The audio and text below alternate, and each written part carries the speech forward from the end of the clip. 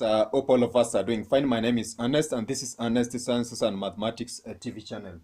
In our discussion today, I'm going to look at the concept of matrices. And this basically is going to be a general discussion, of course, which is going to be supplementing the various videos that we have done under the concept of matrices and application of matrices. Now, in our previous discussion on the concept of linear algebra and, of course, other areas which are going to be concerning the aspect of transformations, I've basically mentioned the aspect of matrices, and I tried to show in one way or another how these are going to be, of course, applied. Now, this specific video is a recommendation by members for us to do and do a general overview, and it's going to be consisting of various range of discussions on different types of or examples of matrices. And in a sense, we're going to look at basically the definition, the concept of square matrices, zero vectors, and the aspect of a diagonal and upper and lower triangular matrices in this specific case. And in our next discussion, we shall look at another aspect of basically matrices, which is going to consist of basic operations which entail matrices, which of course are going to be addition, subtraction, and the scalar multiplication. Now, in a sense, this aspect of matrix is going to be very relevant for us, and it's going to be assisting us solve some of the linear equations which we are going to come across, and it's of course going to assist us in trying to describe various systems of linear or differential equations and their various range of applications. Now, we have decided that basically by definition, a matrix is going to form an array of what we refer to as an ordered rectangular array of numbers. And this is going to be enclosed in parentheses or square brackets, which can be given in this specific case. So we're going to have this particular definition given in terms of an ordered. So I'm just going to give this one in terms of a summary form because of a space. So basically, a matrix is an ordered array of, or it's going to be given in terms of an ordered rectangular array of numbers. Rectangular array of numbers. And as we have said, these numbers are going to be, of course, represented, which are going to be, of course, represented in a square bracket or what we refer to as parentheses. So these specific numbers are going to be usually enclosed in square brackets or parentheses.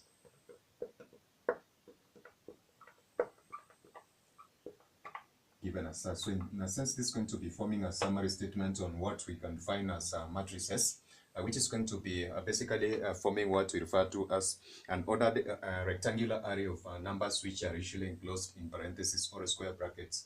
So figuratively, we can then therefore have this specific representation of matrix given in this particular order, whereby we're going to have this one given in either this first a set of representation for the 4 elements, or the second one given as such.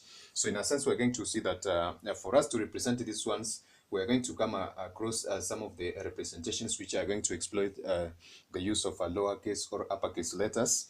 And this is going to be, of course, used in trying to represent a various range of matrices. Now, these matrices are going to be given in terms of sizes. And these sizes are going to be referring to the number of rows and columns which are going to be, of course, used in this specific representation. Now, in a sense, if you look at this general representation, which we have given as an array of numbers given in this square or brackets or parentheses, we are going to have what we refer to as rows. And in this case, we have the first row given as such, and the second row, which is going to be given as such. So in this case, we are also going to be having what we refer to as columns, and these columns are going to be represented as such. So we shall have this one representing the first and the second column given as such, and this is going to be the same case which we are going to be seeing applicable for the second representation for the, of course, parentheses given as such. So in this particular case, then therefore, we're going to see a combination of rows and, of course, columns for forming this array of numbers, which are going to be describing our matrices. And these are going to be giving us the sense of a size of a matrix that is going to be specified by the number of rows and columns, which are normally represented using what we refer to as uppercase letters. So in this case, we are going to have for the rows and columns of these specific matrices, and they are going to be represented represented using uppercase. Uppercase, these are capital or uppercase letters. These are going to be alphabetical letters which you are going to use in representing matrices. So we're going to have a specific case which is going to be assisting us try to represent this specific aspect of matrices. And we're going to see basically that from there we can be able to identify the size of this specific representation for a general or a specific type of a matrix which we can give in this particular case as A. So A is going to be specifying this specific, of course, size of the matrix which we're going to be using as a representative letter. Now in this case, if we have a matrix represented by A given in terms of this specific representation, so this is going to be forming our first column given for those specific elements of 1, 4, and 0. And then we shall have a 3, a 2, and 1 given as such. So this matrix can be, of course, represented using the number of rows and the columns which are said. So we're going to identify that this specific matrix is going to be formed by the first row, the second row, and the third row. And they are going to be forming what we refer to as columns two, which are going to be the first and the second column given as such. So this specific arrangement for the 3 rows and 2 columns are going to be forming a matrix of A. And this matrix of A is going to be of order 3 by the 2 given as such. So we're going to be specifying the order or the size of a matrix by the number of rows which are going to be given as the first, of course, letter of this specific designation. And then we're going to have the columns which are going to be following given as such. So a matrix of order 3 by 2 represents a matrix that consists of 3 rows and 2 columns, which are going to be given by that specific representation. So generally we can have a specific, of course, way in which we can represent these matrices, and we're going to be using these specific elements of this general representation for A. Now, in our case, we are going to have these particular matrices represented by elements which are going to be given as A for the first, second column or row, and of course, perhaps we can have this specific one for last. So I've just done this generally for the case of simplicity. So we are going to have the first row represented by the first, of course, a numerical figure of this specific representation given as 1. So each of these elements is going to be represented by a row and a column. So therefore, the first, sorry for that, the first row is going to be given as 1 for the first letter, and the second row is going to be given a designation of a 2 for the second. And of course, this is going to be going on to a particular, of course, a number which is going to be defined by the rows given in terms of m. So we shall have the last, of course, this specific representation for a particular matrix of A represented by m for the number of rows. So this is going to be given using the rows which are going to be designated for m, and then we shall have the columns given as m. So this is going to be forming the first row, the second row, the third row, etc. up to an m number of column, m number of rows. And then we shall have the columns preceding the second number, which is going to be forming the first column for that. So therefore, we expect that the last, of course, element in this specific matrix is going to be consisting of m number, the mth column, which is going to be represented by the first, of course, the first column of this matrix. And then we shall have this one being given the second column given as such. This is going to be forming the third column given as such. And then we shall have this specific fourth column given as such. So we are going to see that this specific range of values are going to go on up to a number of n columns, which are going to be forming our last set of values. And of course, we can as well try to adjust this one to have this specific number of course, these columns given in this specific designation for n given as such. So this is a general way in which we are going to represent an m by n kind of a matrix. Now, suppose we had this one represented in terms of particularly the same number of rows and columns, which are given perhaps in terms of a matrix of n order, perhaps let's give a B.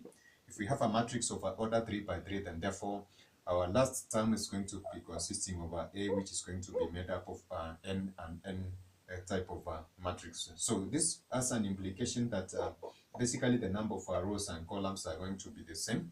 And this type of matrices are going to be having a special name that we refer to as square matrix. So we shall look at this specific designation for square matrices in our subsequent, of course, examples.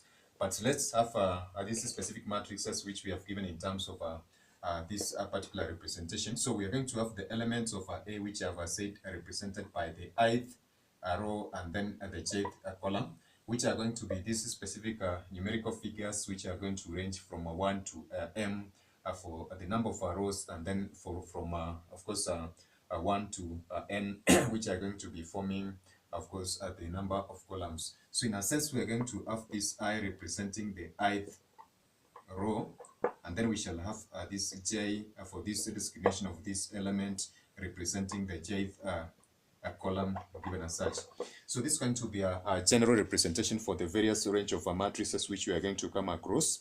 And of course, as I said, we are going to have matrices with the same number of rows and columns, which can be given in terms of n by n, which are the set. So suppose A is an n by n, whereby we said that m is equivalent to n, and then therefore this is going to be forming what we refer to as a square matrix. So this is going to be our first example of a type of matrix which we are going to come across in our discussions, whereby the number of columns and rows are going to be the same.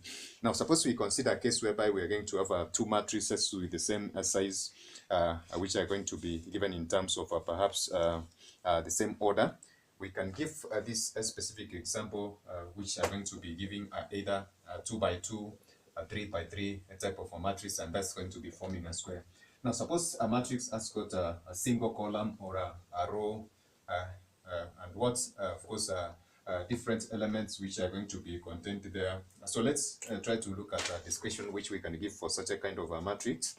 And this matrix can be given in terms of, now suppose we have a B as a matrix which is given by the various elements of a B for the first row given as such. So we're going to have the first element given as such, the first row, the second element, the first row, the third element, and this is going to go on up to the first row at the nth element given as such.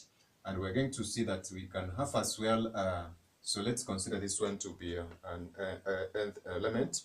So we're going to consider the case whereby we are as well going to have another matrix which is going to be given by a single row. So we shall have this one C as the first, of course, a row, C as the second row, C as the third row. So we shall have 3, 1. So this is going to go on to a Cn1 given as such.